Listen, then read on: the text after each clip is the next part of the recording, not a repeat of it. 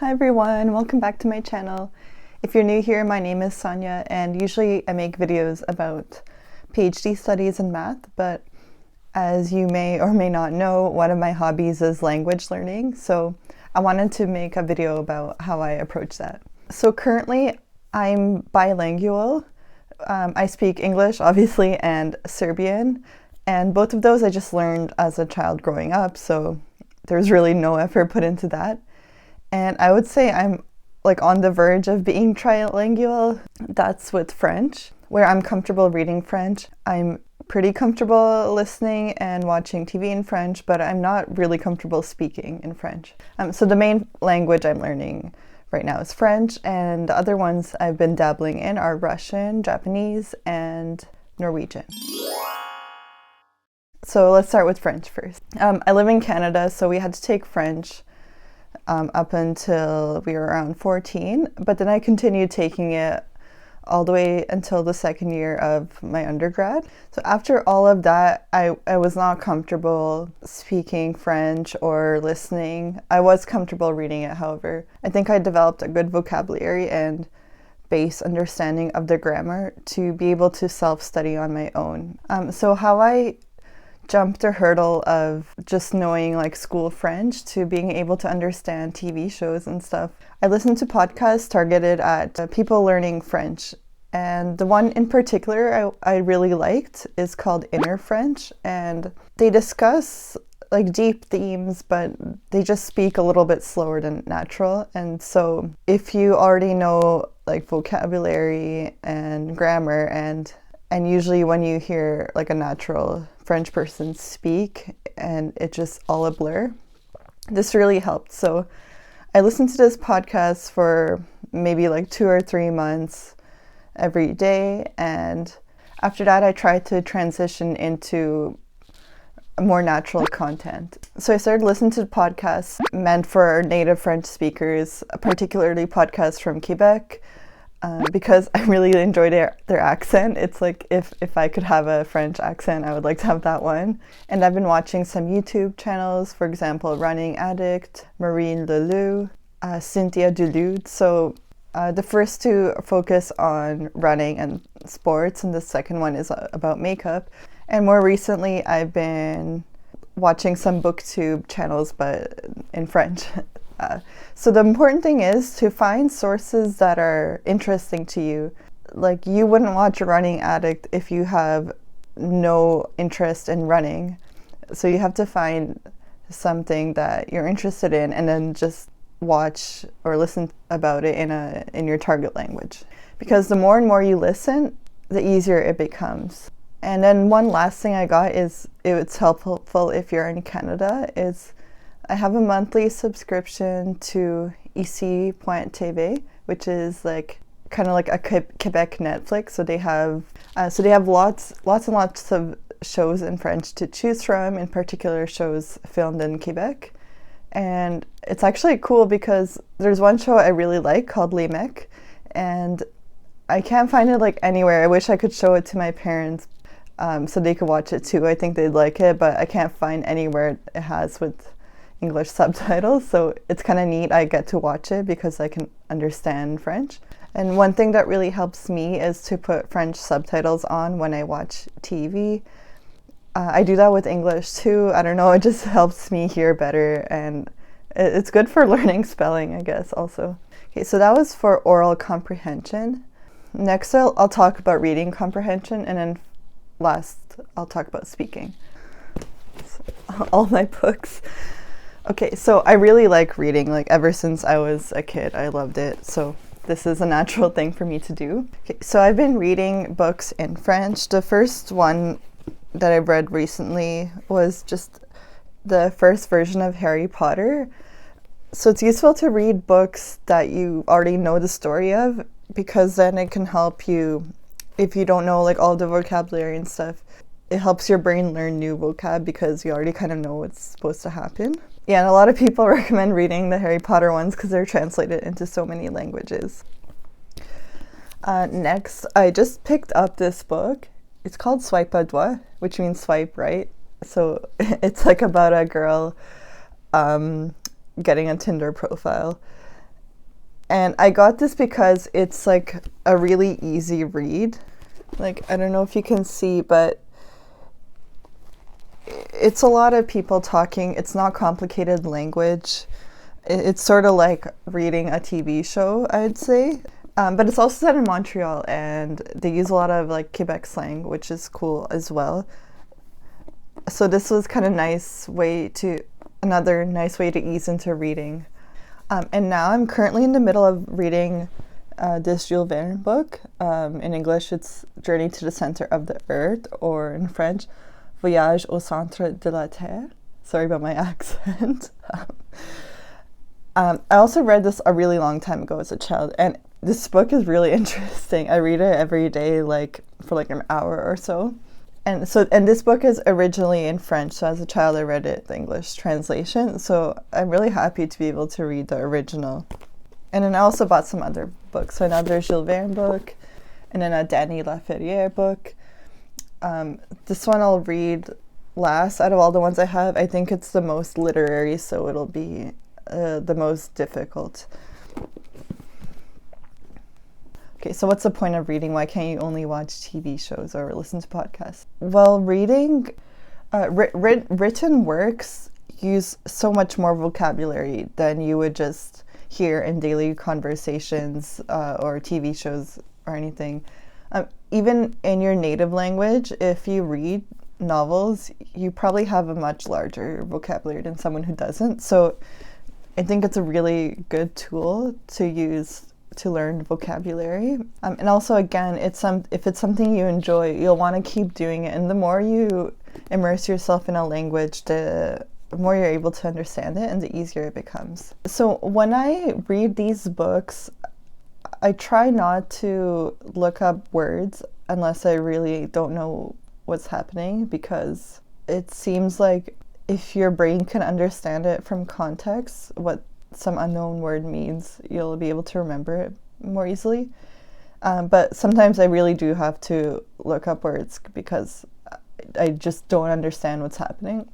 And when I do that, I record all the words I have to look up, and then I make flashcards of them, and then sometimes I'll review them. And actually, I learned quite a few words from this Jules Verne book that way already. That's how I'm practicing my reading comprehension. And then finally, speaking. So speaking is the thing I'm worst at. I think it's partially because like I'm shy, so I feel judged when I'm speaking. I know my accent is not good, even though like technically that's fine. It's not really a problem. But I used to work on speaking. I haven't in the past like probably half a year. But when I was working on it, I had weekly video sessions with a French tutor on this website called italki. Basically every week I'd meet with my tutor, and then we just chat for like 30 minutes. So it wasn't a structured lesson. Usually she'd send me like an article to read or a podcast to listen to or something, and then like we talk about it.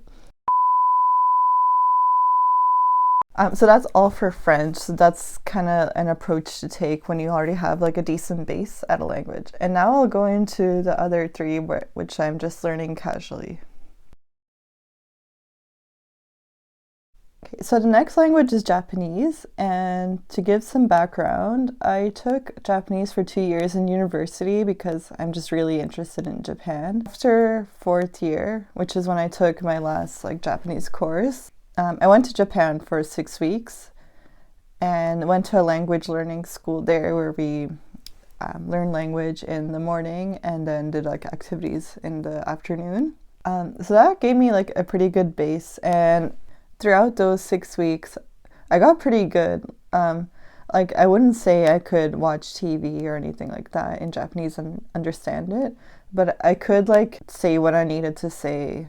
So I could communicate what I wanted to, which is pretty useful and like a minor success, I'd say. And after that, so that was like 2016, and now it's 2022, and like I started working and I did my master's and I did my PhD, and then like I kind of lost track of it, but I've started reviewing Japanese in the last few months, and I'm just doing that using like your standard apps. So right now I'm just using Duolingo Japanese just to review my vocab, and I can still remember a decent amount.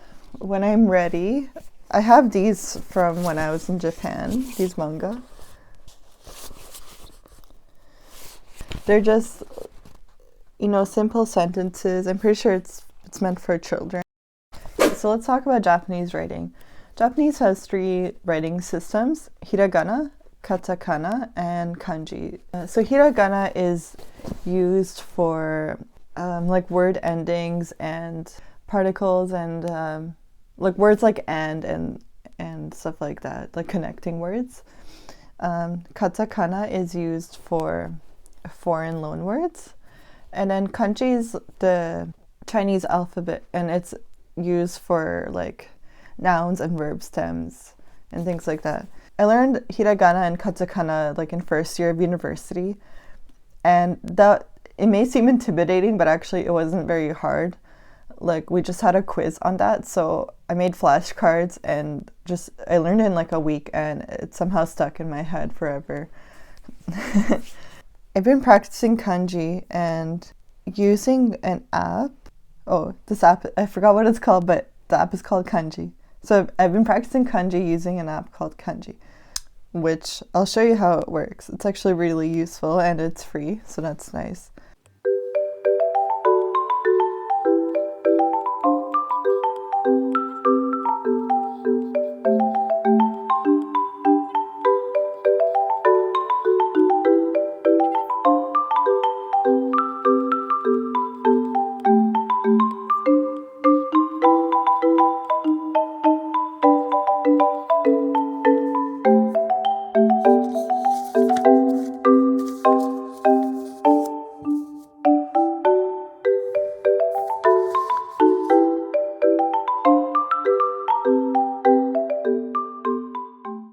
Okay, the next language I'm learning is Norwegian, and I chose this one just because like life in Scandinavian countries seems really nice, and like I was like, maybe I'll get to live there one day. Who knows? I don't know.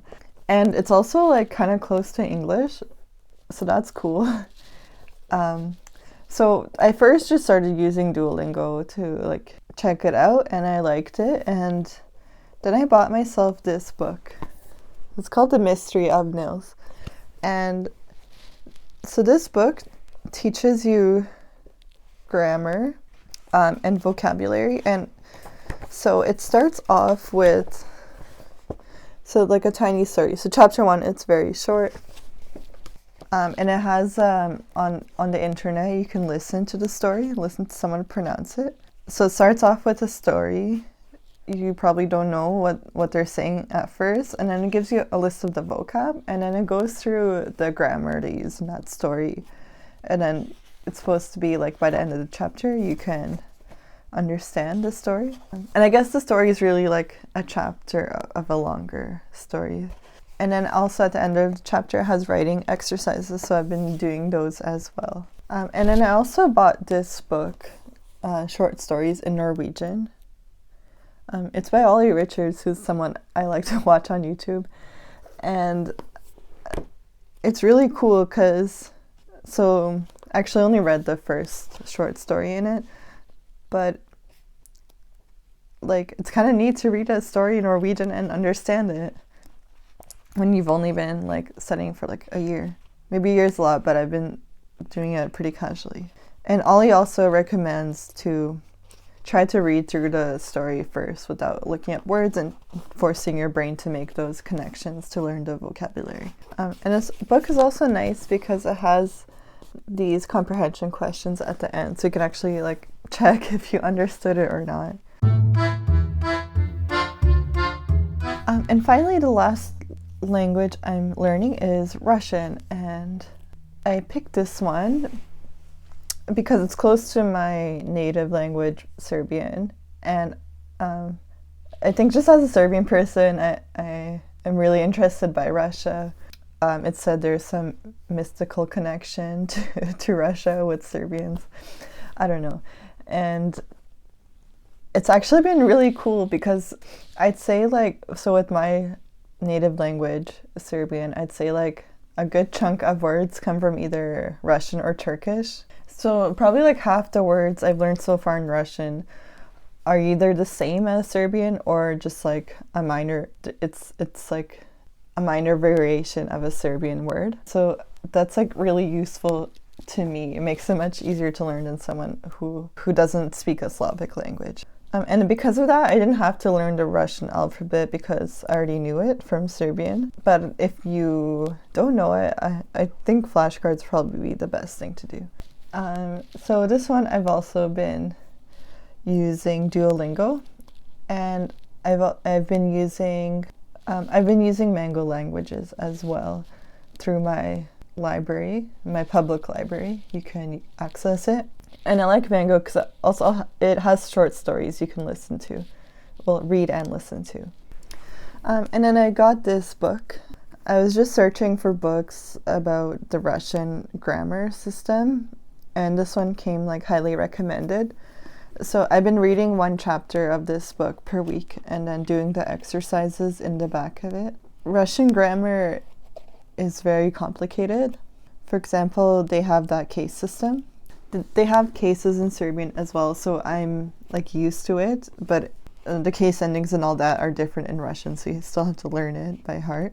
And then one final thing for learning Russian orally is I've been watching videos by Real Russian Club, and this is a Russian woman who makes videos about learning Russian, and in particular she makes videos about like slow Russian videos.